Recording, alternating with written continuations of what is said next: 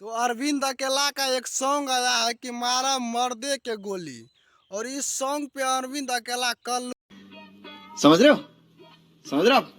समझ रहे हो ना? जो है उतना व्यूज नहीं गया। इससे पहले एक गाना होली आया था कि देवर के साथ रहू की पति के साथ, तो उस मस्त जोक मारा रे। पे एक पत्रकार ने यह बात बोला था, तो उस पे उन्होंने एक वीडियो बनाए थे, तो उन पे लगभग 6.5 मिलियन व्यूज चले गए। हमको मारो, हमको जिंदा मत छोड़ो सालो।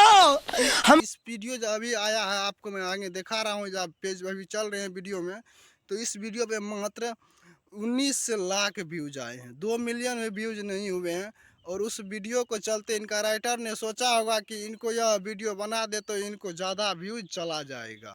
शाबाश बेटा, बहुत बढ़िया। और अभी ये वायरल चल रहे हैं, लेकिन अभी ये वायरल चल रहे हैं, हर बार ऐसे थोड़े होता है कि कोई चीज़ को वायरल चल रही है और तू चुप रहे बाबा, तू चुप रहे हैं। पर गा देंगे तो ऐसे होगा।